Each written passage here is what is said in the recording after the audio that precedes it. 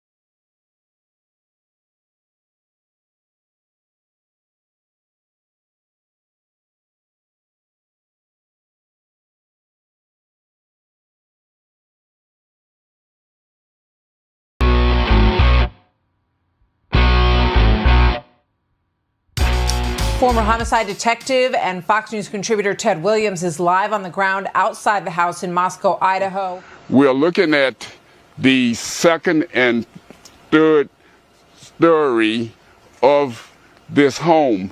And as you look, these are the two sections where the bodies were supposed to have been found, on the second and third floor. As you look, these are the two sections where the bodies were supposed to have been found. These are the two sections.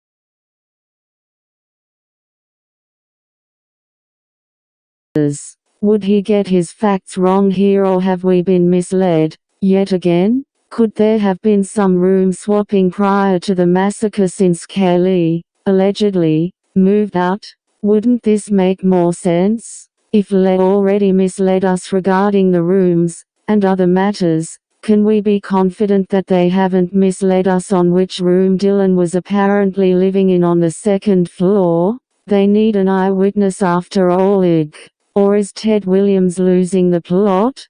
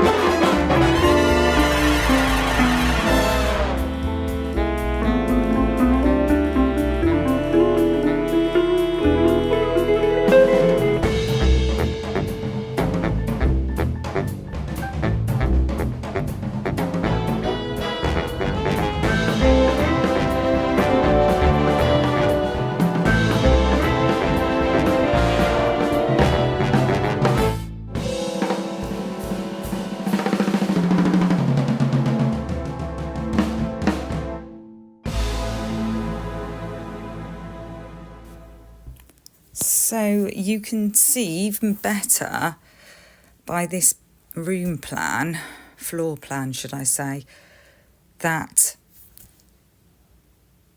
the bedroom that was, at least at some point presumably, Xana's room, is a lot smaller than the bedroom that's believed to be and was at one point Dylan's room. And Dylan is a sophomore, or was a sophomore at the time, and Xana was a junior. And if you're from the UK, that will probably mean absolutely, or even, I don't know about Australia and other countries, but it meant nothing to me. I didn't know the difference. In fact, I initially put sophomore for Xana, but a junior is above a sophomore. And it's all depends on how many credits. I'll add a little bit in to explain that for anybody that's interested. But I just don't think that Xana would, even if Ethan's just staying there regularly, I don't think that if one person was moving out, different rooms became available, I don't think she would stick with the smaller room. I mean, she'd have to be very attached to that room. I think she'd want more space and she'd need more space. So I think it's possible she changed rooms. I think it's even possible that she changed to this room. In fact, I think that makes a hell of a lot more sense. But at least one of those rooms makes most sense. It just defies logic that the perpetrator walked all the way around the house and attacked them in their room. It just makes more sense that they were all within close proximity of each other. And also, if they had just changed rooms, that could explain a lot why there ends up being more victims, because surely one person does not go in intending to kill 4 people in that manner. Maybe somebody goes in with a gun to kill 4 people, but with a knife, that's very ambitious. But what is really interesting, and assuming that it hadn't already for some reason been pulled off, which would just be concerning in itself, that the screen on the window was off. That is interesting. Like somebody attempted to get in that way, and it might have been on a different night. That might have been lying there for a couple of nights. Who knows? And it would not surprise me if there had been an ongoing thing that was being reported. They are so, I'm talking about MPD here, they have been so sheepish through all of those press conferences. There's been a real sheepishness and a real, we owe it to these students, we owe it to them. And I think they do owe it to them. They did owe it to them. I think that things were reported and not taken seriously enough.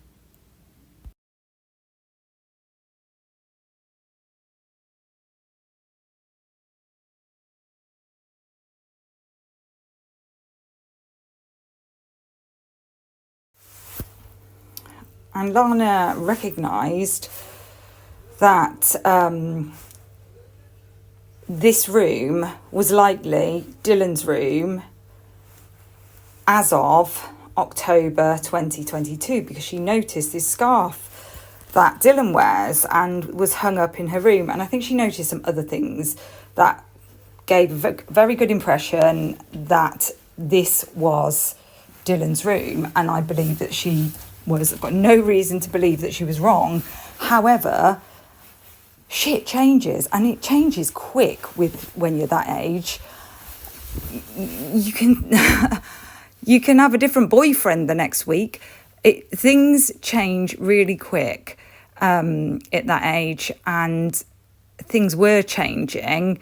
Kaylee was, we believe, planning to move out. Some said that she may have been planning to do the rest of her course online, the remaining part at home, and maybe it was just so that she could concentrate more, because it sounds like perhaps, well, some people may have been party animals, put it that way, and I am definitely not somebody who would be throwing shade at somebody for that, because I had a very misspent youth, and I was the same as Ethan, actually, that I failed. Actually, it was my second year that I failed, and I had to retake it. And it wasn't until my final year that I really got my shit together. I was diabolical the rest of the time, and it's just, there's just so many temptations. It's just too easy to be partying, and it's not a great mixture, like having all this social life and all this access to parties and nights out, and it's all a novelty, and then you're expected to also achieve great things at the same time. It's a bit of I don't even know how people do it. It's a bit of a recipe for disaster, really. But some people somehow managed to do it. I was not one of those people. Until my final year, I managed to get by okay in the end. But perhaps if I hadn't spent all that time partying, I would have come out a bit shining, a bit brighter, but never mind. Shit happens. So, yeah, what I'm saying is that I think it's very possible that they may have changed rooms.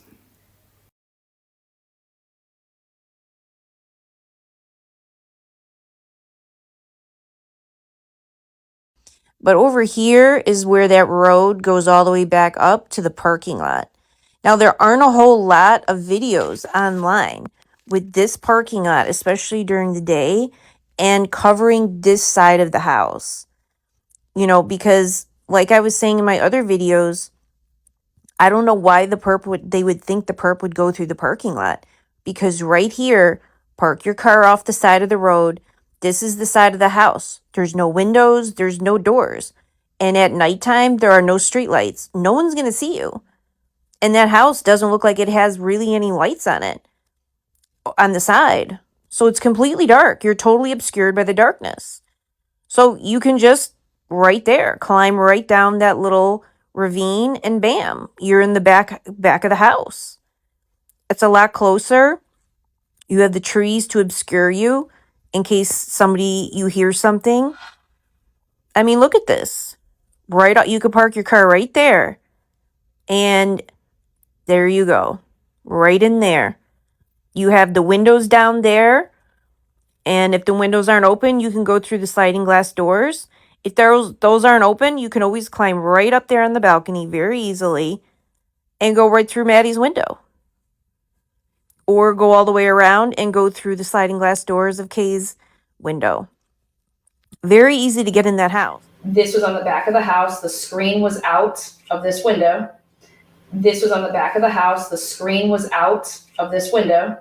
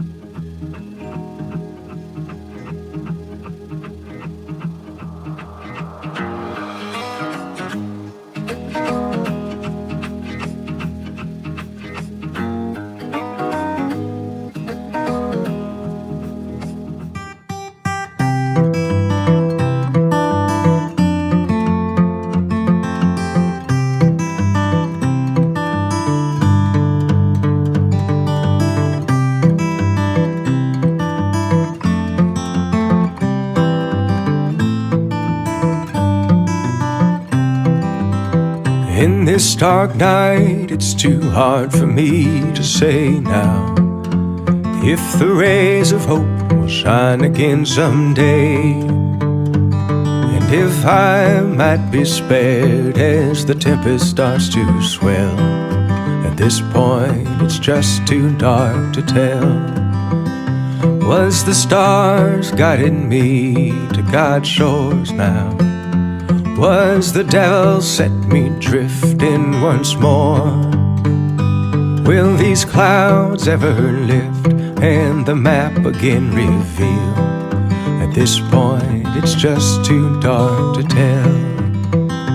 If these green-eyed blues would lighten up, if my nature would shake this wicked spell, if this midnight sky would brighten up, if my ears could hear a voice saying, all will be well, then all is well, all is well.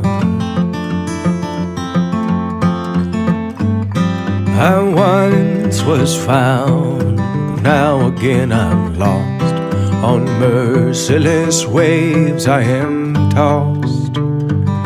I would tell you of His grace and how it was I fell, but some tales are just too dark to tell.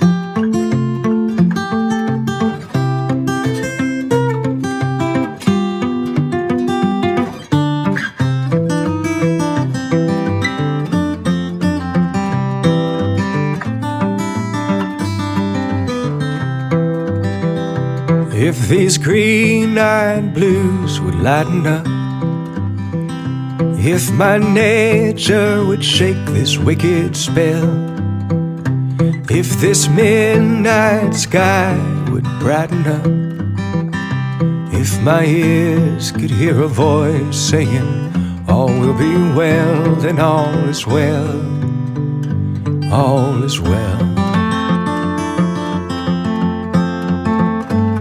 I once was found, but now again I'm lost. On merciless waves I am tossed. I would tell you of His grace and how it was I fell, but some tales are just too dark to tell.